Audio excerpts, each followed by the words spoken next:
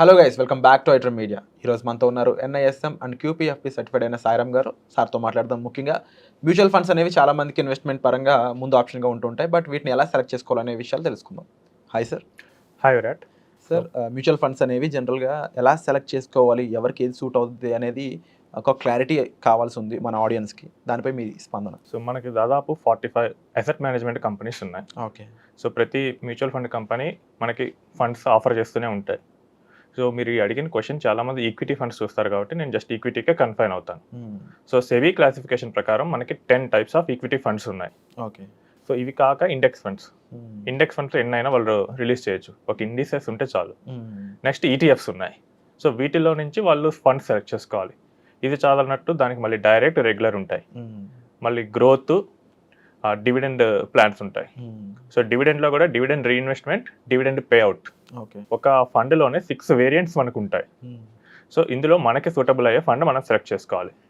So ఫస్ట్గా మనకి మన రిక్వైర్మెంట్ ఏంటో చూసుకుందాం. సో మన రిక్వైర్మెంట్ కనుక long term capital appreciation and మన హారిజన్ కూడా ఎక్కువ సంవత్సరాలు ఉన్నట్లయితే మనం ఈక్విటీ సెలెక్ట్ చేసుకోవచ్చు.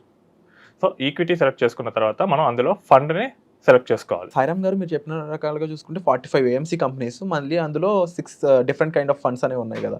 టోటల్గా ఇంటూ 6 చేసుకున్నా కూడా ఇన్ని టైప్స్ ఆఫ్ ఫండ్స్ ఉన్నాయి కదా, అంటే అంత ఆప్షన్స్ ఉన్నాయి జనాలకి. అవును విరాట్, ఒక ఫండ్లోనే మనకి దాదాపు 45 × 6 200+ వేరియంట్స్ కనిపిస్తాయి.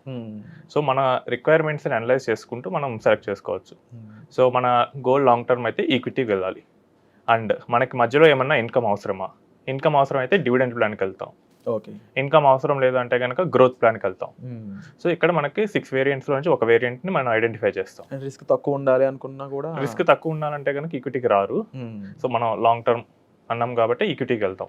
ఆ ఈక్విటీలో కూడా లో రిస్క్ ఉండాలంటే large cap funds, very high risk ఉండాలంటే సెక్టారల్ ఫండ్స్. సో మన టైం గోల్ వీటన్నిటిని సెలెక్ట్ చేసుకొని మనం ఫండ్ని ఒక ఫండ్ కేటగిరీని మనం పిక్ చేసుకుంటాం. సో ఇప్పుడు కేటగిరీ పిక్ చేసుకున్న తర్వాత అందులో మళ్ళీ చాలా ఫండ్స్ ఉంటాయి. ఎలాంటి కేటగిరీస్? సో మన కేటగిరీస్ వచ్చేసరికి లార్జ్ క్యాప్ ఉండొచ్చు, mid cap, small cap, multi cap, flexi cap, ELSS funds, thematic funds, sectoral funds.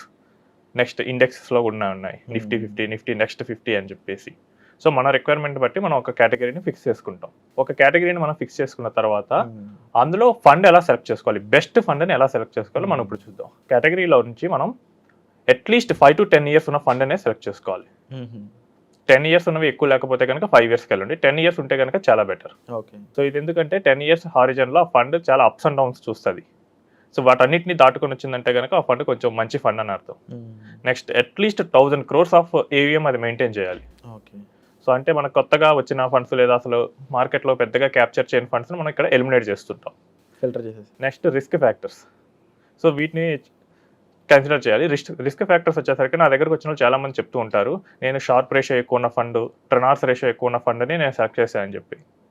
అసలు ఒక వెల్ డైవర్సిఫైడ్ ఫండ్కి ట్రెనార్స్ రేషియో అనేది అసలు అవసరమే లేదు.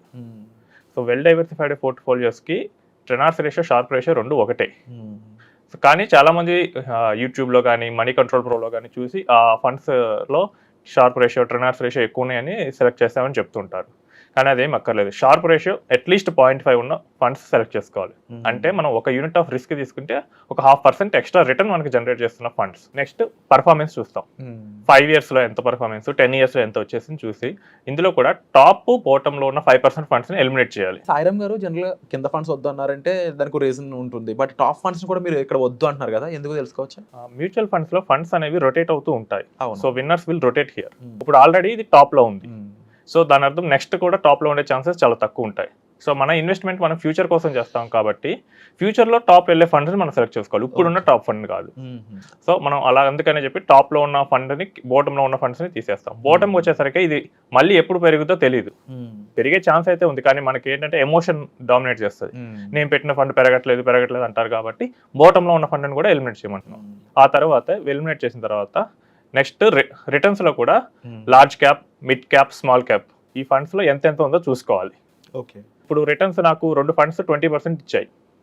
అందులో ఫండ్ ఏ అనేది 50% లార్జ్ క్యాప్ ఉంది, ఫండ్ బి అనేది 70% లార్జ్ క్యాప్ ఉంది. సో అప్పుడు మనం లార్జ్ క్యాప్ ఎక్కువ ఉన్న ఫండ్కే వెళ్ళాలి. రిస్క్ తక్కువ ఉంటుంది. రిస్క్ తక్కువ ఉంటుంది అండ్ అవి లార్జ్ క్యాప్స్ కాబట్టి మార్కెట్ లీడర్స్ కాబట్టి అంతగా నెగటివ్ సైడ్ ఎక్కువ పడవు. ఓకే. సో అందుకని మనం లార్జ్ క్యాప్ ఎక్కువ ఉన్న ఫండ్స్ సెలెక్ట్ చేసుకోవాలి. ఒకవేళ రిటర్న్ కనుక మనకి మిడ్ అండ్ స్మాల్ క్యాప్ వల్ల వస్తే కనుక దానికి వొలటాలిటీ కూడా ఎక్కువ ఉండొచ్చు మార్కెట్ కరెక్షన్లో. సో ఇది మనం ఇలా ఫిల్టర్ పెట్టేసుకుని అందులో నుంచి ఒక ఫండ్ తెలుసుకోవాలి. సో సాయిరామ్ గారు అంటే ఇంత క్లియర్గా ఇన్ఫర్మేషన్ ఇచ్చారు కదా, మాకు డైరెక్ట్గా ఏదైనా కేటగిరీ ఫండ్ ఏమైనా చూపిస్తారా? ఓకే విరాట్, నేను మీకు కాంట్రా కానీ వాల్యూ ఫండ్ కానీ చూపిస్తాను. ఓకే, ఇప్పుడు నేను మీకు స్క్రీన్ మీద చూపిస్తాను. ఇది మనం సాఫ్ట్వేర్ అనాలిసిస్ చేస్తాం స్టాక్ మార్కెట్, మ్యూచువల్ ఫండ్స్ వీటన్నిటి మీద. ఓకే, సో మనం ఇక్కడ కేటగిరీగా contra and value fund select చేసుకున్నాం.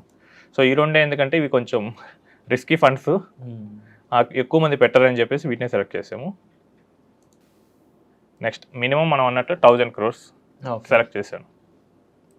నెక్స్ట్ 5 years ఉంటుంది. సో దాదాపు సగం పైన ఫండ్స్ ఇక్కడికి ఫిల్టర్ అయిపోయాయి. సో నేను ఇందాక చెప్పినట్లు షార్ప్ రేషియో అనేది అట్లీస్ట్ 0.5 ఉన్న ఫండ్స్ని మనం సెలెక్ట్ చేసుకోవాలి.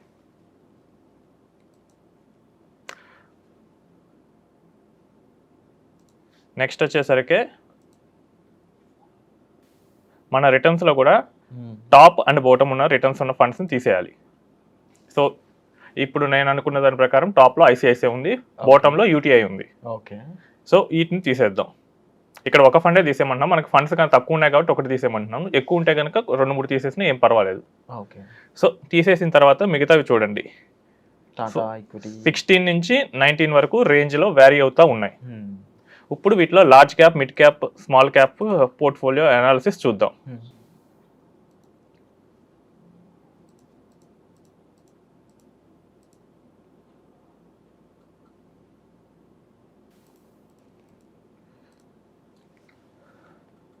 సో మీరు చూసినట్లయితే కనుక మనం టాప్ అండ్ బాటమ్ తీసేస్తే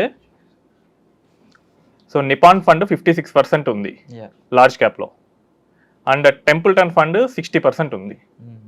సో మనం ఈ మధ్యలో ఉన్న ఫండ్స్లో కూడా నిపాన్ కానీ టెంపుల్టన్ కానీ ఏదైనా సెలెక్ట్ చేసుకోవచ్చు. అంటే సాయిరామ్ గారు ఇప్పుడు మీరు చూపించారు కదా కంప్లీట్గా, ఈ ఫండ్స్ అనేవి ఎవ్రీ ఇయర్ ఇదే విధంగా ఉంటాయంటారా? సో ఫండ్స్ డేటా ఎలా మారుతుందో నేను చూపిస్తాను. ఇది ప్రెసెంట్ లేటెస్ట్ డేటా ప్రకారం ఉన్నది. 1 year బ్యాక్ వెళ్దాం. సో సేమ్ చూడండి, టాప్లో ఎస్బీఐ వచ్చింది. సో నేను ఎందుకు ఎస్బీఐ టాప్లో ఉన్న ఫండ్స్ ఎందుకు వద్దంటున్నాను, ఎందుకే సో నెక్స్ట్ టైం టాప్లో ఉండవు, అది కిందకి వెళ్ళిపోతాయి. ఛాన్సెస్ చాలా ఎక్కువ ఉన్నాయి కిందకి వెళ్ళడానికి. అప్పుడు ఏంటంటే మనం పడిపోయే ఫండ్లో పెడుతున్నట్లు అవుతుంది.